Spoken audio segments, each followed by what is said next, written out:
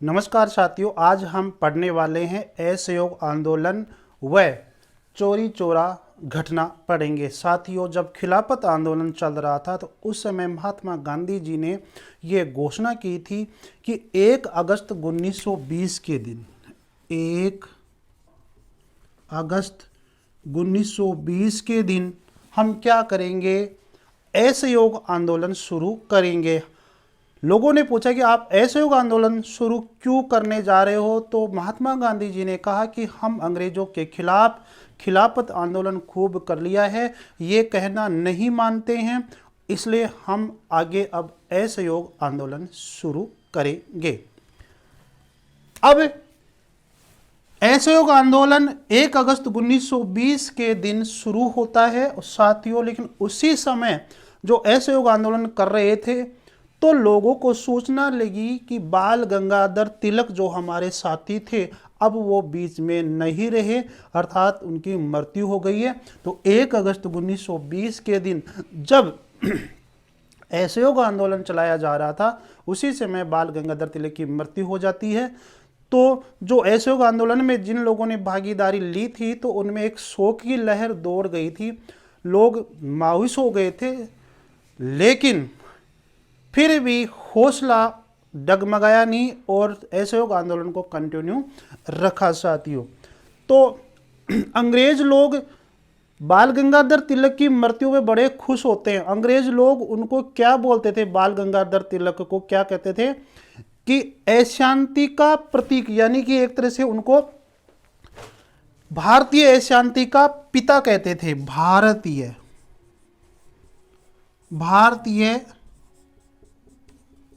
अशांति का प्रतीक कहते थे, भारतीय अशांति का प्रतीक कहते थे। तो साथियों ये बात है। तो असहयोग आंदोलन शुरू होता है 1 अगस्त 1920 के दिन, और इस असहयोग आंदोलन को फिर कलकत्ता के विशेष अधिवेशन के अंदर, कलकत्ता के विशेष अधिवेशन में 4 सितंबर 1920 के दिन कलकत्ता के अंदर एक विशेष अधिवेशन बुलाया गया था कांग्रेस का। तो उसमें ये प्रस्ताव रखा गया कि आप, मतलब एक प्रस्ताव रखा गया था किसका, ये असहयोग आंदोलन का प्रस्ताव रखा गया था। ठीक है साथियों, और यह भी रखा गया कि आप सविनय अवज्ञा आंदोलन भी चला सकते हैं, तो एक प्रस्ताव बनाया गया था। ठीक है, उसके बाद में क्या होता है कि जब दिसंबर 1920 आती है उस समय कांग्रेस का जो सामान्य अधिवेशन होता है हमेशा वो हुआ था, तो यह हुआ था नागपुर के अंदर। तो नागपुर कांग्रेस के अधिवेशन के अंदर लाला लाजपत राय, मैं लिख देता हूं, लाला लाजपत राय ने क्या किया था, अध्यक्षता की थी नागपुर अधिवेशन की। तो इनकी अध्यक्षता में कांग्रेस लोगों ने बोला कि अब यहां पर इस अधिवेशन में क्या होगा कि सीधी कार्रवाई, आप याद रखना, सीधी कार्रवाई, प्रत्यक्ष कार्रवाई की जाएगी अंग्रेजों के साथ। और प्रत्यक्ष कार्रवाई में क्या करेंगे, हम बहिष्कार करेंगे, जो भी विधानसभाएं हैं, जो भी राजनीतिक संस्थाएं हैं उनका बहिष्कार करेंगे, और साथ के अंदर जो असहयोग आंदोलन है उसको हम तीव्र गति प्रदान करेंगे, और साथ में सविनय अवज्ञा आंदोलन भी शुरू करेंगे। तो ये जो प्रस्ताव थे जो कि कलकत्ता अधिवेशन में रखे गए थे वो सभी प्रस्ताव यहाँ पे पास होते हैं, इनकी पुष्टि होती है। फिर क्या होता है कि 2 प्रकार से कार्य चालू होते हैं, नकारात्मक रूप से, सकारात्मक रूप से, इस तरह से काम चालू होता है साथियों। दोस्तों, जब दिसंबर 1920 के अंदर जब नागपुर अधिवेशन हुआ था, बहिष्कार की, सविनय अवज्ञा आंदोलन की और प्रत्यक्ष कार्रवाई की, असहयोग आंदोलन की इनकी पुष्टि हुई थी, ये पास हुए थे। तो उस नागपुर अधिवेशन के अंदर सबसे बड़ा जो मांग रखी गई थी, तो उनमें ये लोगों ने माना, ये कहा कि हम आज के बाद में जो डोमिनियन स्टेट की मांग थी, डोमिनियन स्टेट की जो मांग थी, इसका मतलब ये था कि हम अंग्रेजों के अधीन रहकर ही स्वशासन प्राप्त करना था। ये जो मांग थी पहले असहयोग आंदोलन से पहले, तो इस मांग को त्याग कर अब वो कहने लग गए कि हम डोमिनियन स्टेट के अंदर स्वशासन की जरूरत नहीं है, हम अंग्रेजों के अधीन रहकर स्वशासन नहीं चाहते हैं, अब तो हम पूर्ण रूप से स्वयं का स्वशासन चाहते हैं। तो आपसे पूछा जा सकता है कि वह कौन सा अधिवेशन है जिसके अंदर सबसे पहले डोमिनियन स्टेट के लक्ष्य को त्याग कर स्वयं के स्वशासन की मांग की थी, तो वो है नागपुर अधिवेशन। अब डोमिनियन स्टेट को त्याग कर स्वयं का स्वशासन अपन चाहते हैं, तो उसके लिए हमने असहयोग आंदोलन में क्या किया साथियों, तो असहयोग आंदोलन के अंदर हम दो तरीके के कार्य करते हैं। पहला रचनात्मक कार्य और दूसरा है नकारात्मक कार्य। नकारात्मक कार्य देखते हैं साथियों। रचनात्मक कार्य में हमने क्या किया, असहयोग आंदोलन के अंदर डोमिनियन स्टेट को मांगकर स्वशासन प्राप्त करना चाहते थे, उसके लिए हमने क्या किया, देखिए हमने यहाँ पर हमारी स्वयं के विद्यालय, स्कूल, कॉलेज, राष्ट्रीय विद्यालयों तथा पंचायती अदालतों की स्थापना की। यानी कि भारत के वासी, भारत के लोग स्वयं के पैसों से चंदा इकट्ठा करके और राष्ट्रीय विद्यालय खोले, पंचायती अदालत खोले स्वयं के पैसों से। अस्पृश्यता का अंत किया, जो छुआछूत का जो भेदभाव चल रहा था कि लोगों को समझाया गया कि एक तरफ देश की हालत क्या है और आप यहाँ पर अस्पृश्यता कर रहे हो, छुआछूत कर रहे हो, तो ये दूर करो। यदि आपको देश को स्वतंत्रता चाहते हो, गुलामी से बचना चाहते हो, तो इस चीज का आपको अंत करना होगा। ठीक है, हिंदू मुस्लिम एकता पे बल दिया गया और स्वदेशी का प्रचार प्रसार किया। तो ये तो क्या है, रचनात्मक कार्य है, ये लोगों ने स्वयं ने किया। तो दोस्तों, नागपुर अधिवेशन के अंदर दो प्रकार के कार्यक्रम तैयार हुए थे, रचनात्मक और नकारात्मक। रचनात्मक रूप से हमने कहा कि स्कूल, कॉलेज, विद्यालय, राष्ट्रीय स्कूल, कॉलेज, विद्यालय बनाए जाएंगे, जिसके अंदर रचनात्मक कार्यों के अंदर से मैं आपको बताऊं, जैसे कि काशी विद्यापीठ की स्थापना होती है, बिहार विद्यापीठ की स्थापना होती है, राष्ट्रीय बिहार विद्यापीठ की स्थापना होती है, और साथ में कलकत्ता के अंदर एक नेशनल कॉलेज बनाया जाता है।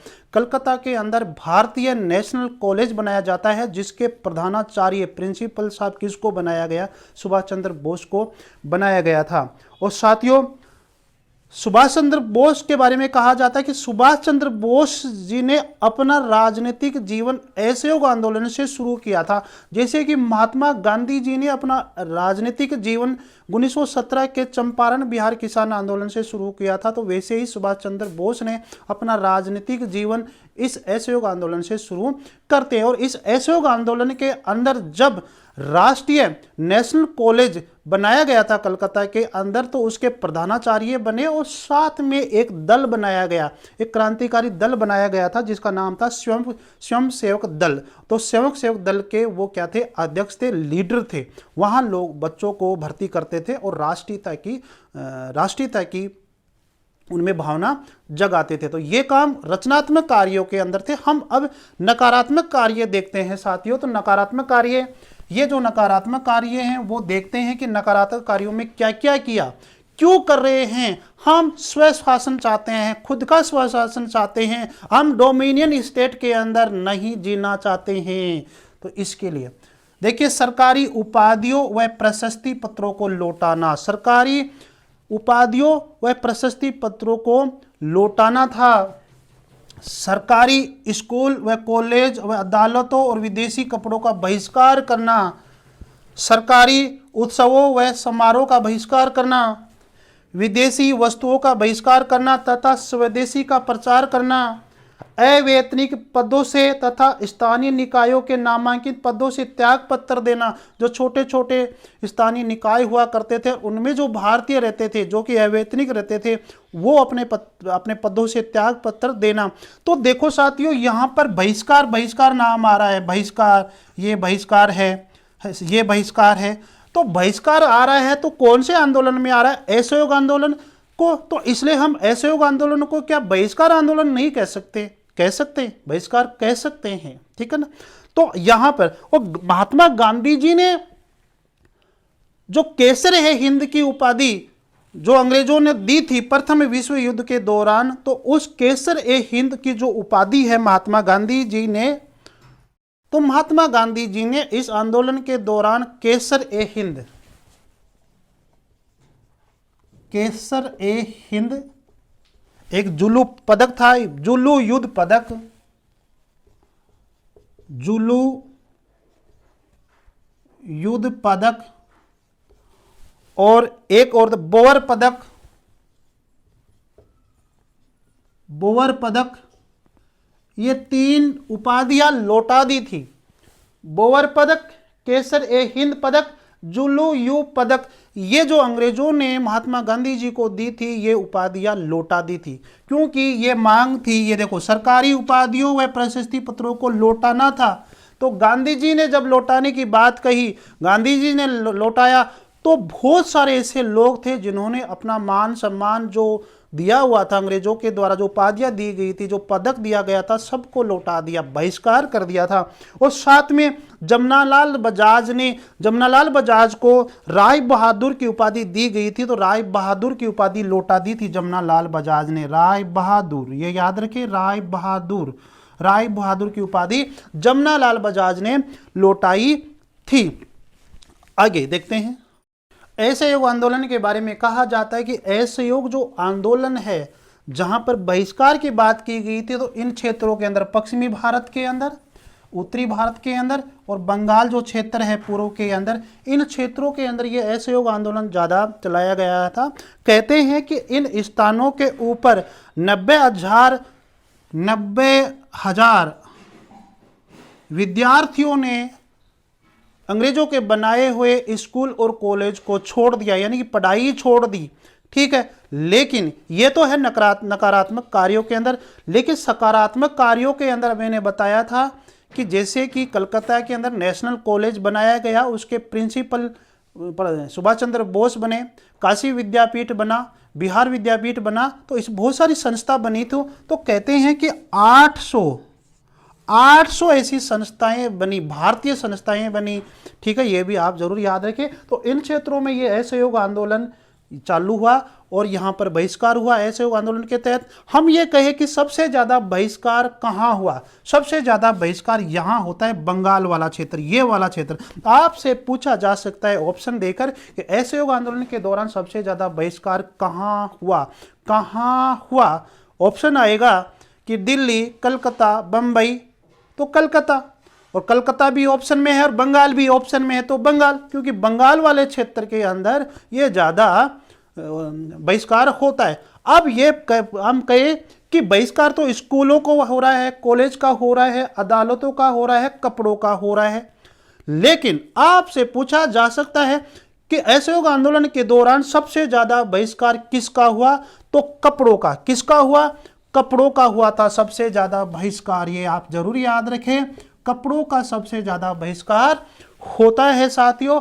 और यही नहीं, बहिष्कार ही नहीं, दुकानों के अंदर से कपड़े ले लेकर उन कपड़ों की क्या कर दी थी, कपड़ों को इकट्ठा करके होली जला दी थी साथियों, होली जला दी थी, होली। ये देखो, तो कपड़ों की होली जला दी गई थी असहयोग आंदोलन में, आप जरूर याद रखें। जब सबसे ज्यादा असहयोग आंदोलन के अंदर जब कपड़ों का बहिष्कार किया जा रहा था, तो रविंद्रनाथ टैगोर एकमात्र ऐसे व्यक्ति है जिन्होंने ये विरोध किया कि कपड़ों को जलाओ मत, बहिष्कार जरूर कीजिए लेकिन कपड़ों को जलाओ मत। तो कपड़ों के जलाने का, जहां होली जल रही थी तो उसका विरोध किया कि कपड़ों को जलाओ मत। तो ये विरोध करने वाले कौन थे? रविंद्रनाथ टैगोर थे। मैं ये बात करूं कि जो असहयोग आंदोलन के जो मेन जो लीडर थे, उन लोगों को, उन क्रांतिकारियों को गिरफ्तार किया गया, जिसके अंदर अली बंधु, शौकत अली, मोहम्मद अली, मोतीलाल नेहरू, चित्तरंजन दास, लाला लाजपत राय, मौलाना अब्दुल कलाम आज़ाद, ये जो थे, इन लोगों को क्या किया? जेल में बंद किया गया, गिरफ्तार किया गया। लेकिन मेरा क्वेश्चन ये है कि सबसे पहले जिसको गिरफ्तार किया गया था वो था मोहम्मद अली। कौन था? मोहम्मद अली। आपसे पूछा जा सकता है कि असहयोग आंदोलन के दौरान सबसे पहले गिरफ्तार कौन हुआ था? मोहम्मद अली हुए। और ध्यान दो, यहाँ पर ये जो आंदोलन है, खिलाफत आंदोलन में भी पहले मुस्लिम संप्रदाय के लोग खिलाफ हो रहे थे अंग्रेज सरकार के खिलाफ, क्योंकि उस समय पहले प्रथम विश्व युद्ध के दौरान तुर्की में जो खलीफा का पद हुआ करता था, जो एक धार्मिक गुरु, एक बहुत बड़ा पद होता था, एक मान सम्मान का पद होता था, उसको ख़त्म कर दिया था। तो इसलिए यहाँ के मुस्लिम संप्रदाय के लोग, अली बंधु जैसे शौकत अली है, मोहम्मद अली है और मौलाना अब्दुल कलाम आज़ाद है, इन्होंने विरोध किया, खिलाफ हुए।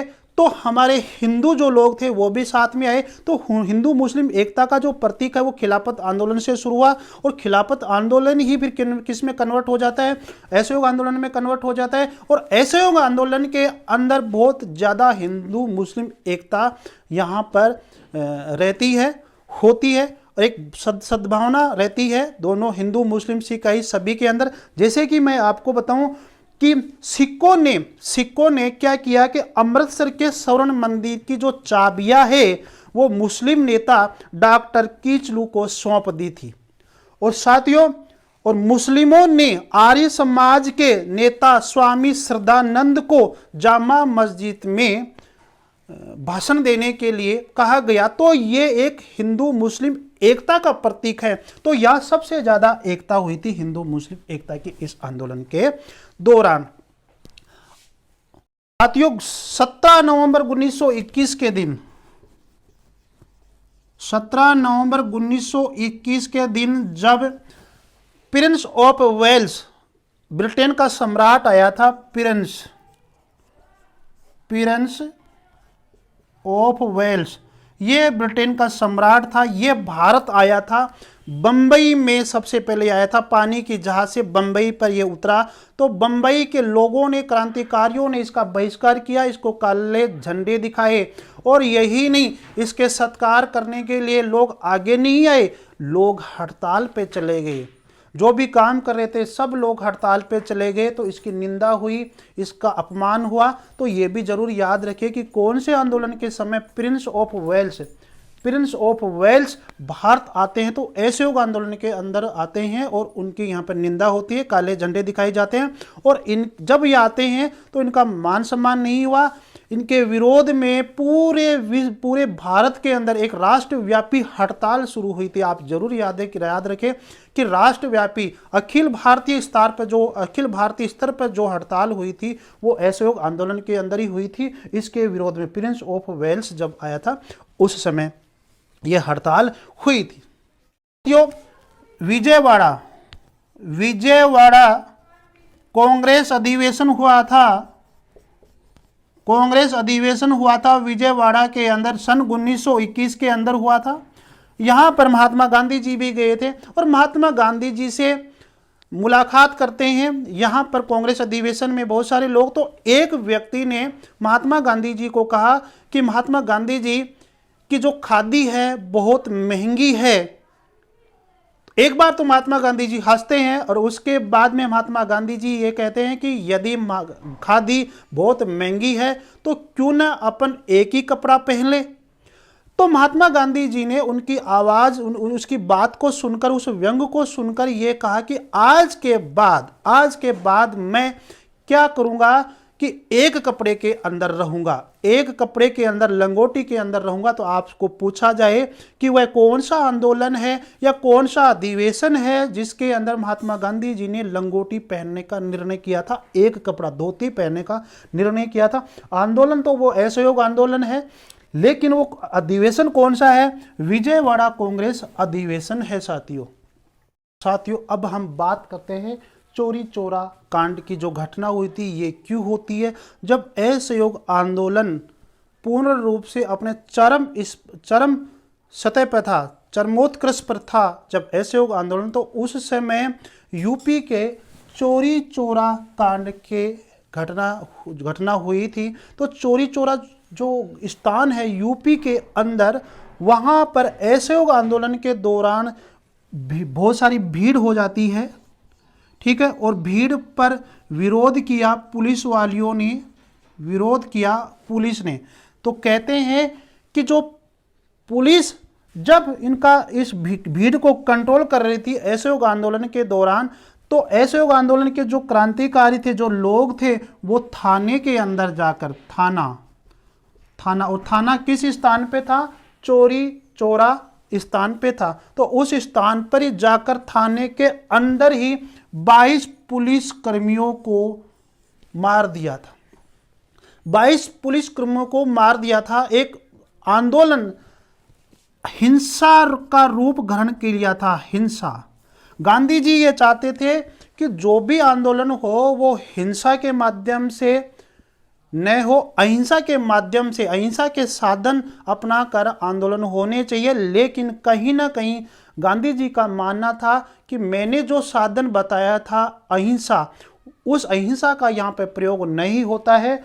और इस भीड़ ने, इस असहयोग आंदोलन वाली जो क्रांतिकारी जो भीड़ थी, वह थाने में जाकर 22 पुलिस कर्मियों को मार देती है। ठीक है, मार देती है। इसलिए यहां पर आंदोलन किसका रूप ले लिया? हिंसा का। किसका रूप ले लिया?